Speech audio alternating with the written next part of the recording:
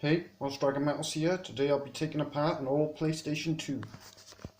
Taking apart quite a lot of these. Should be good, some good stuff inside. Lots of copper, palladium, and gold and silver. These used to be quite good for the time. You could link a good dozen of these together, in fact, to make a small supercomputer. So, pretty good tech, as I said, for today. I've already taken out some of the screws to make disassembly easier. Very dusty in there. Wow, look at that dust. Got a lithium battery here. Yes, that's plated in silver. Mains buttons.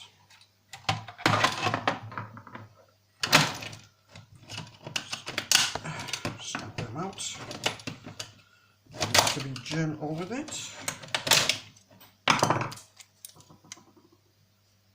Some copper on there, as you can see.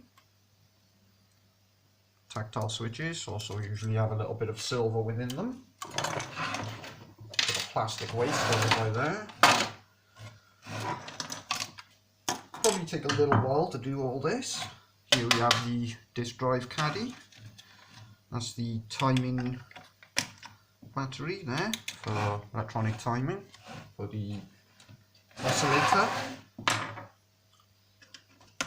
That's inside. The boards inside of these are also heavy copper, so very pure form of copper. Copper is going up in price. But so are with many precious metals and even common metals, so all worth e-waste mining. Here we have the memory card reader and controller connector. It's plated with silver. That's a tantalum capacitor there. And there's some silver solder on there also.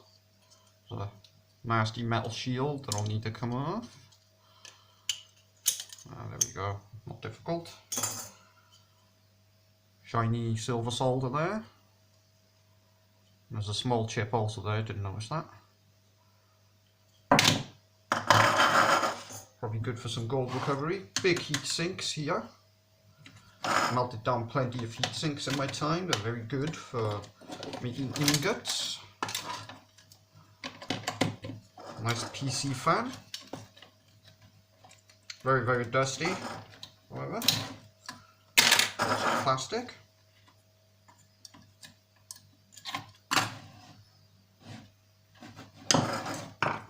That bit ready to come out. Not just yet. Some more screws. I think I need to pry it off on the side.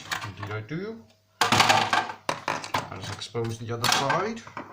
And the main board. Look at all that silver solder. Very nice.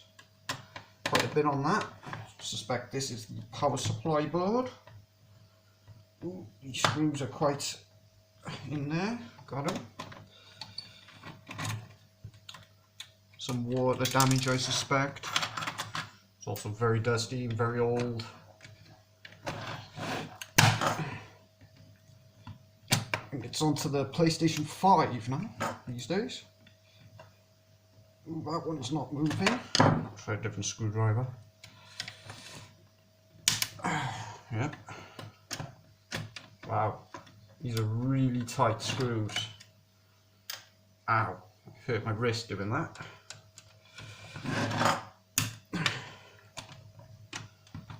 Rain has minced them into the board itself.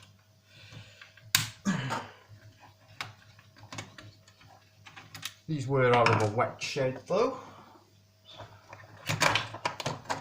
Yes, that was the power supply board. Very nice. Got lots of copper on there, capacitors, blocking diodes.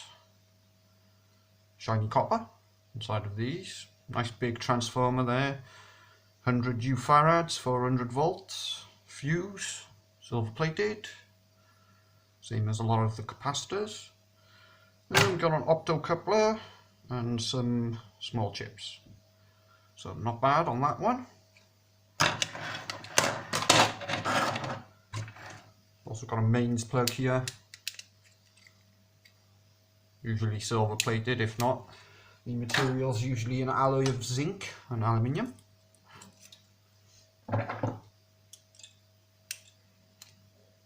Little screw there. Might as well. So probably be a somewhat long teardown.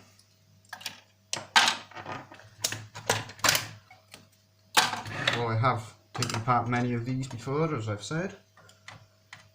So it's not like any of this is new to me.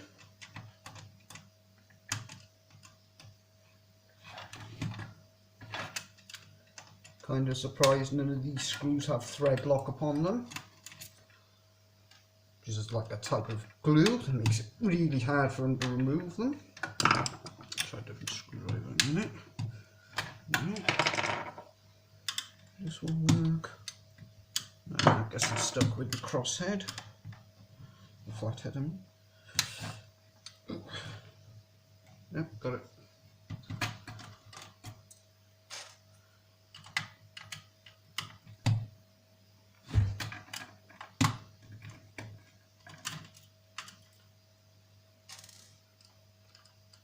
Very dusty, this piece. Whether a lot of the dust is wetted down. It's adhered to the board and the fan and such. These are actually really good game consoles. Used to like the PlayStation 2 a lot back in the day. Lots of really good games. I think it'd be wasting your time with those games, but you learn a lot actually. Definitely improves your hand-eye coordination also.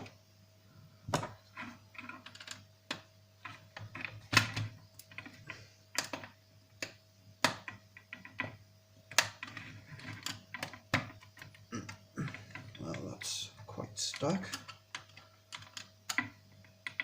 Got it.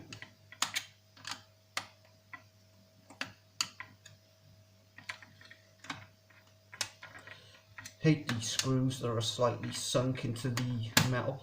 Makes them much more difficult to remove. Usually they're level with the area that you're removing the screw from, but these ones in depressions can be really annoying.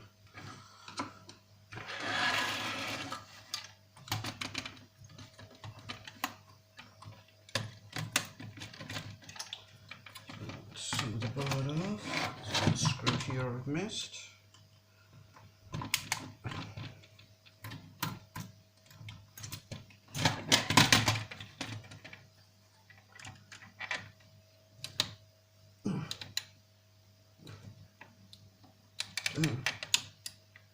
Stubborn.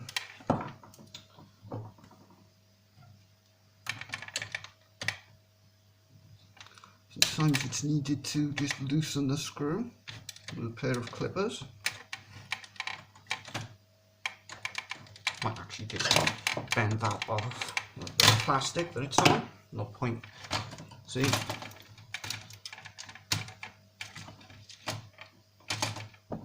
But just bend that metal off, see? Rather than screw about, literally.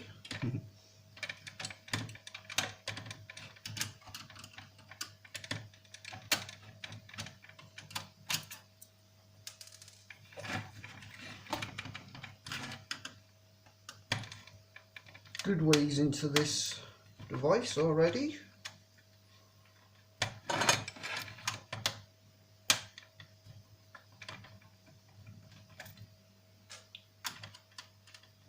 So it's like this, quite a laborious process, tearing things down. It's hard work.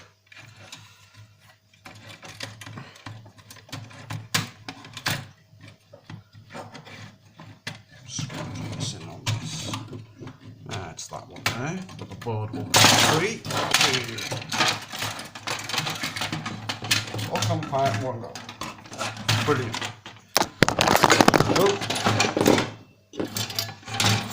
Sorry about that.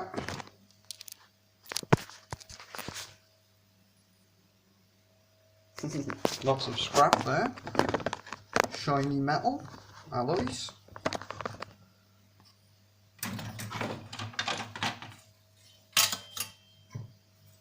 Keep that. Put that over there. Nice big heat sinks. Heatsink material. Probably, yep, they can easily be popped out. Just held in place by sort of metal crimps here, you can see. I will probably cut myself if I do this without gloves though. See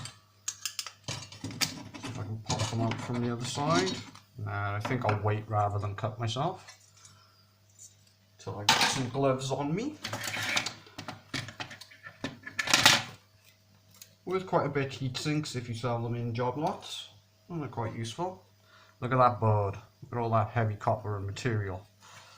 There's the emotion chip, the famous chip that's inside of PlayStation 2s. These are guaranteed to contain some gold, quite a lot at that.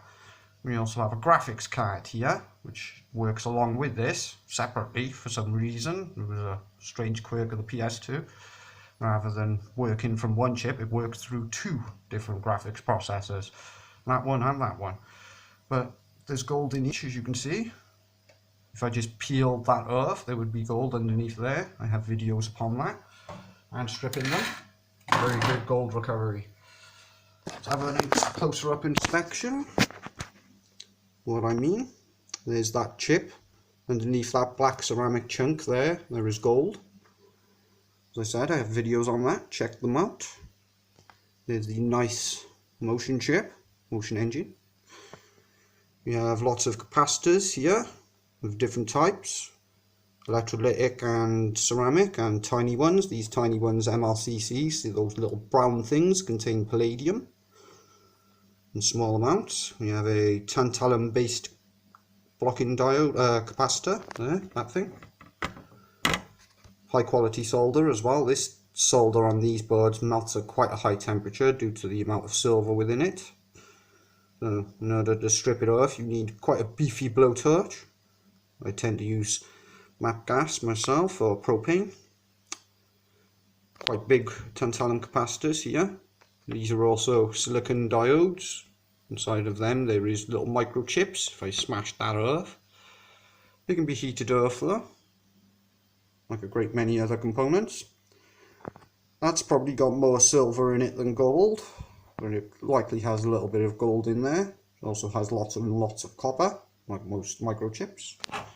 These resistors can contain rare metals such as ruthenium and osmium, but you need like a bucket full in order to get much at all of worth, but it is super rare material. We have another chip here, that's gold underneath that. You can tell by the corner marking there, which is probably not gold, it's probably tellurium based copper alloy. Tellurium is again rare. Timing crystal there, an oscillator. That probably contains either silver or gold.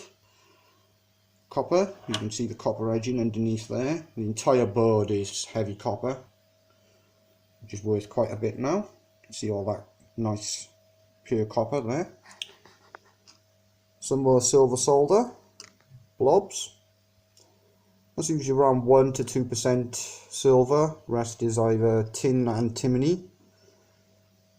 We don't really use lead anymore, it's usually tin and antimony alloy. Some big palladium capacitors. This is an inducer, it's got copper inside of it, as is this one. And this one, you can sort of see the copper in there shining through. All sorts of really good stuff on these PlayStation 2 boards. Flip it over, and there's even more of the similar components, massive amounts of palladium based MLCCs and tantalum based capacitors surrounded by more palladium based MLCCs. Got a transistor there, some silver in that. Inside of these connectors, the USB connectors and HDMI and such, you can see they're plated with gold. There are a great many USB devices. That green thing there is in fact a fuse. That contains tellurium copper, an alloy of copper. There's more MLCCs here. Those little brown sort of rows are similar to these ones. Both contain palladium. Another timing crystal there.